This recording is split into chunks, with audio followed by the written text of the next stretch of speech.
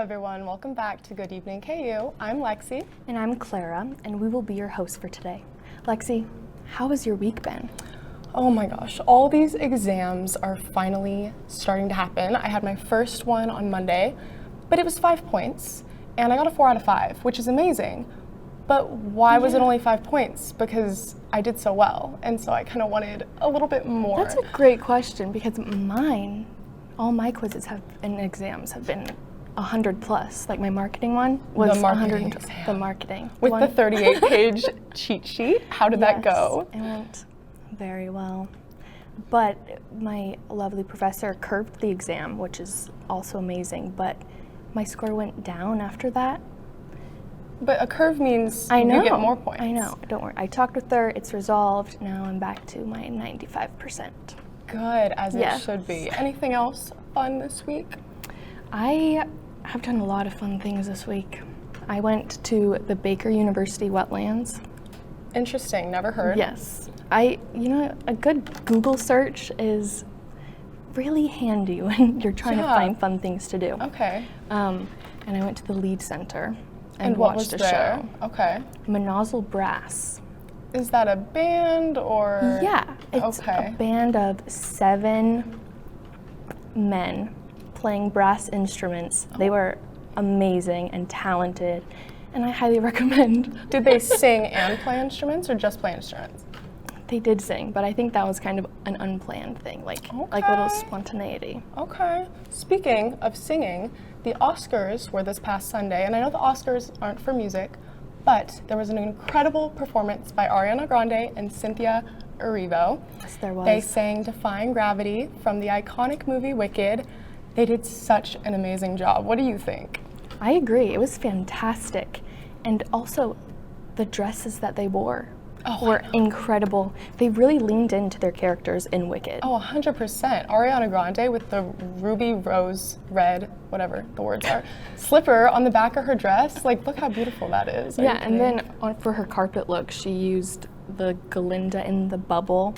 Was that what inspired it? Okay, I was wondering. The Schiaparelli dress, that was my favorite. It's like a rainfall kind of design. I was like, wow, that's clever, very clever. Can we take a minute and talk about the weather this morning? So we had a blizzard last night, guys. Terrible, terrible. I was miserable. I had to be at the bus stop at 8 a.m. Ooh. Yeah, that does not sound too good. It wasn't. But it's okay, because next week, Aiden will talk about this later for weather, but it is looking a lot nicer. Thank God. I am very grateful for that, because I wore the wrong shoes today and struggled up the hill.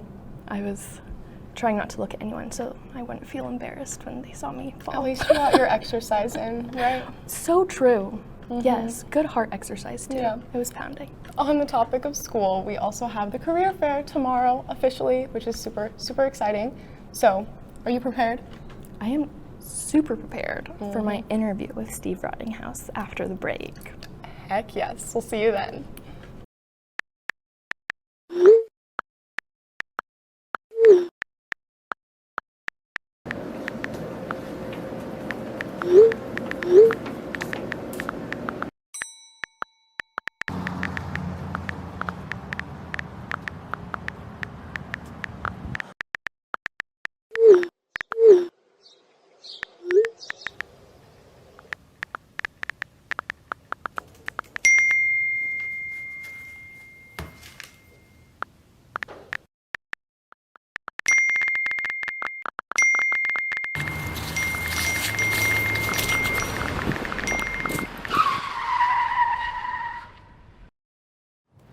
You may not hear it at first, but it's there. Our chant, rising.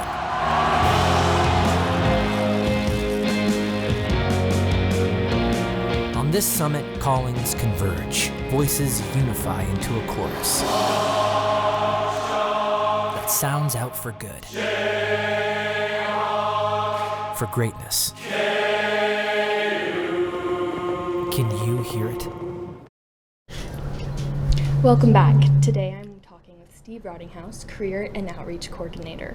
Steve, I've heard this will be your 19th career fair that you've helped facilitate. It is. Yeah, I've been here since the fall of 2015. We didn't do one that fall. That was something I added when I started. So yeah, the spring of 2016 was my first one, and we've done 2 every year since, every fall, every spring, and 2 of those were actually virtual during that 2021 school year. That was kind of a crazy year to have career fairs because we pretty much didn't have campus visitors. But I love the energy that we have with the in-person career fair. Very cool. What keeps you coming back to help facilitate these events? Well, I'm a KU alum. I love to see students make connections with professionals. I'm a big believer in that. It's great that they're a student here, getting that degree, getting those experiences, but anything they can do to kind of build that professional network, I always want to support those opportunities. And we had a record high 218 students in the fall, so it'd make my day if we have more than 218 students tomorrow.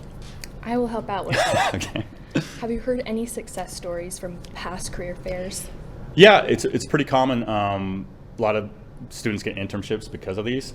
I know some companies hire students, like if they're here for this career fair, those jobs start in the summer. I know one success story, it was a few years ago.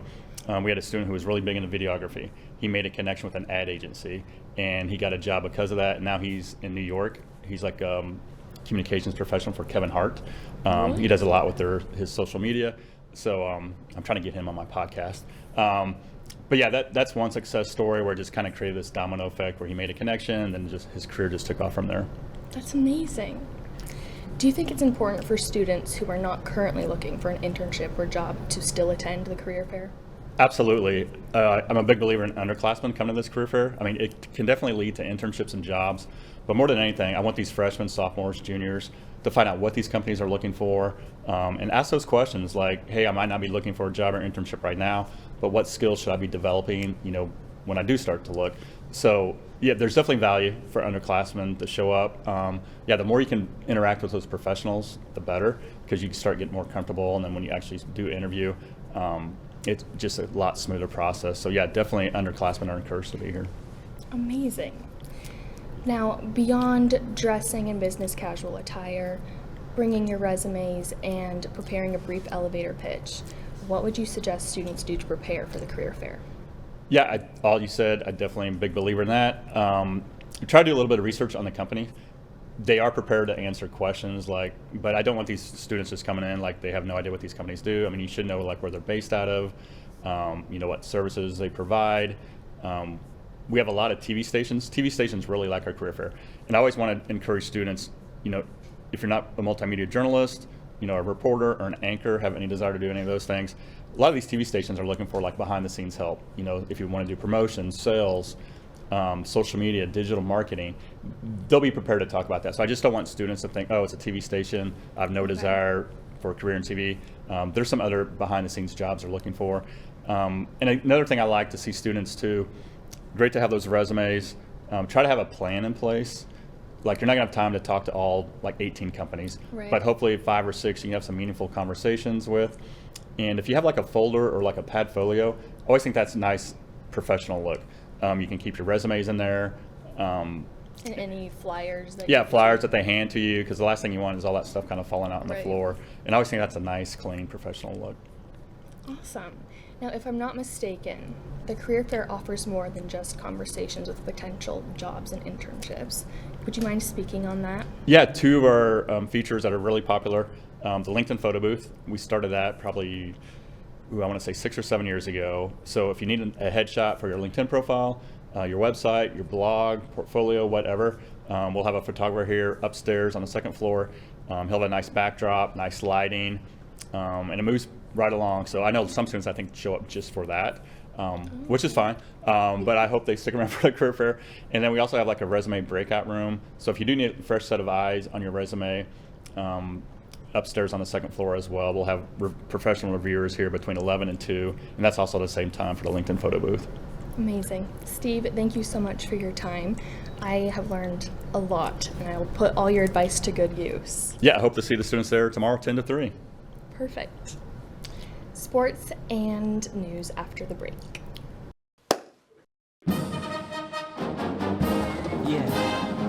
Yeah, I always just clap in this part. This is where everyone's talking amongst themselves. Do you know how to do it? Do you know how to do it? Are we supposed to smile? When we start? Somebody over here already started. Can we talk about how the piccolo part's the most complicated one? It is. If you listen, you're doing it when the band's not playing. You have to tell me when it starts. I still don't know. Here we go.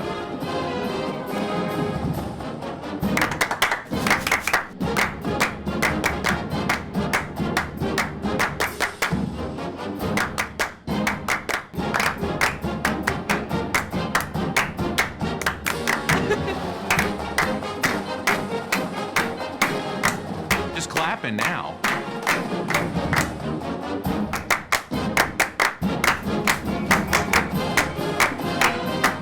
No humps. Nailed it. I practiced this morning. Mine was just two people. It has a right and a wrong way of doing it.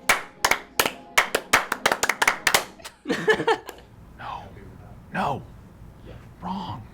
I like my way better. I don't know how to 1, do 2, the 3, end. 4. It's just I don't know the Sorry. head.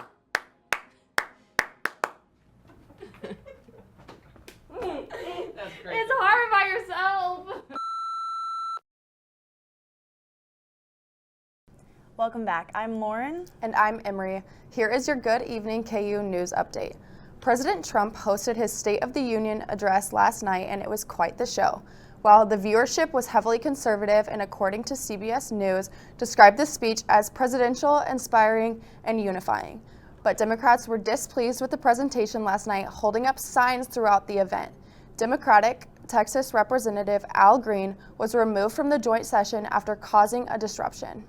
The Supreme Court denied President Trump's freeze on all foreign aid this morning. The $2 billion were a part of Trump's plan to cut government spending. These cuts would affect medical care around the world, food transportation, and small businesses. Pope Francis woke up to his 20th day in the hospital today, off of his ventilator.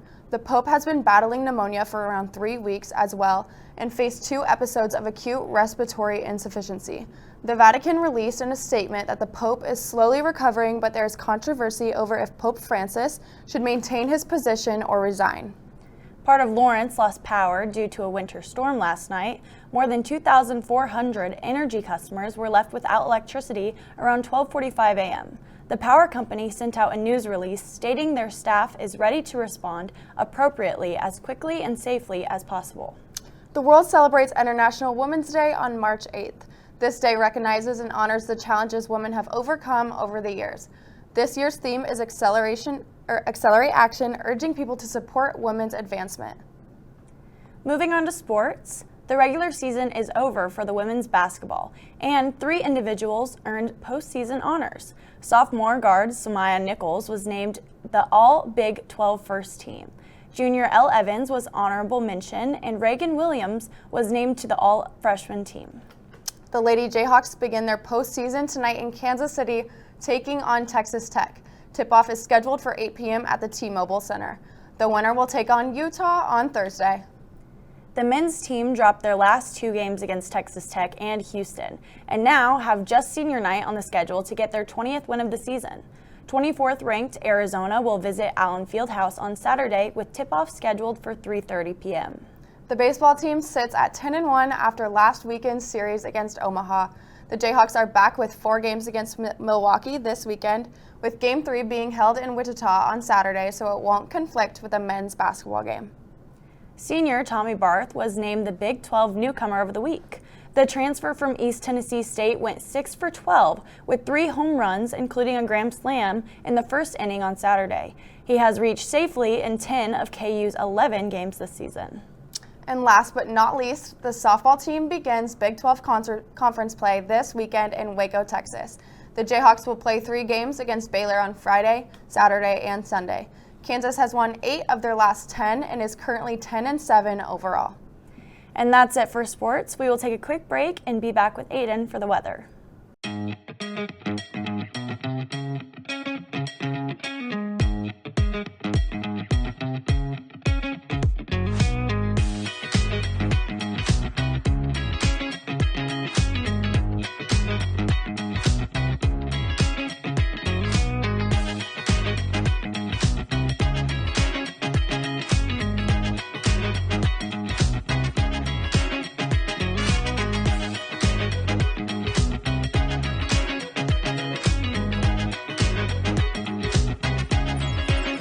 Regional champions deserve a clean campus. Don't wait for other Jayhawks to pick up your mess. Keep the University of Kansas clean.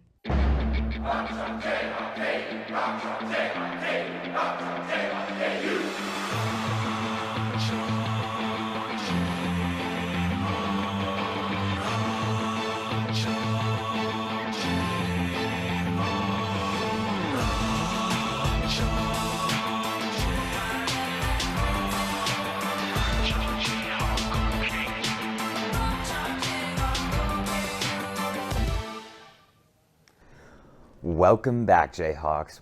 It is not that beautiful of a day outside, and it has not been that beautiful for at least 24 to 48 hours. That wind has been brutal. All night, I woke up just hearing it howling out my window. My window kind of is not insulated well, but that wind has maintained throughout our day, still blowing, gusting just as hard. It's beginning to taper off a little bit moving into our night. For our weekend, however, it does look beautiful out. None of that wonderful Kansas wind we know and love so well.